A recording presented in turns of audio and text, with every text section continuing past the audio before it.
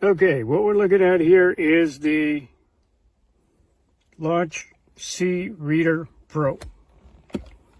And 16 pin. Now the Chrysler version that it shows here I know is correct, version 34.75. So let's see if we can automatically search. Now this is a 2006 Sebring, so it doesn't support auto VIN detect, and I didn't expect that. And I've gone into the manual mode for Chrysler. It didn't allow me to select from a list of models, so it's doing it this way.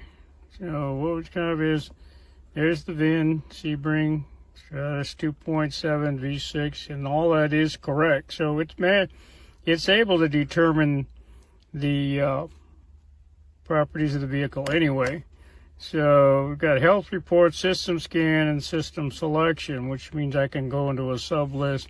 I'll go with a system scan right now and see what it does. Most people, that's what you want to do. You're going to be scanning because you saw a light on the dash and you want to know what's going on. So that's what this unit's good for. It's got most systems in it, and it'll give you your data. This one is not going to give you active testing of different systems on the car, so you can't do proactive diagnostics with this guy. This is basically just a very, very enhanced code reader, okay? Gives you the data you need. You can see stuff in real time from live data, which is better than one of those little pockets code reader things. But that's what this is about. You've got, it shows 3 of the main systems. I just got done scanning this car with the Launch X431 ProStar. And of course, on the ProStar, this list is much bigger, okay? So what you get here is you got the PCM, you got the transmission control, and you got a supplemental restraint system, which means airbags. Airbags and then the seat sensors for the seat belts and such, that's all supplemental restraint. So yeah, you see right here, supplemental. This is the occupant restraint controller.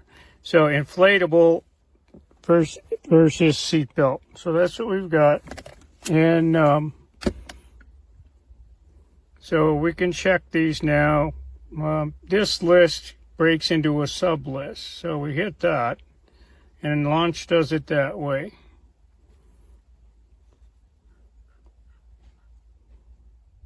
So when I do a scan, it's not like if you've used Autel scanners, you get the whole list right now, all the systems, and you tell it to scan and all that. This, I've got to go and read each module separately. So it's a little more cumbersome in that respect. It doesn't have all the bells and whistles, but if you paid the money for this, you know why you bought this. Basically, it was a budget consideration. Do you work on cars all the time? No, I'm not going to buy a $600 scanner to find out what's going on. So you don't get the bells and whistles we get with the larger scanners. So, read for fault codes. This car doesn't have anything showing up on the dash right now. So I could read the data stream, means I can see live data, and it shows me what's going on. I can select what I want to see. So I can select all, or I can unselect, and then when I turn the engine on, I start seeing stuff. So we just say select all. 118 parameters there if I select all. So we may not want to look at that much data. So unselect, and then we can say, okay, we just want to look at the oxygen sensor heaters and volts that are right here on the top of the system, because we got an O2 light on, or engine lights on, and we got an O2 code. So I got 8 things there. I hit OK. It's going to go into live data mode. And so what I do is I fire up the engine here, and I can watch this stuff. And there's There's the data right there.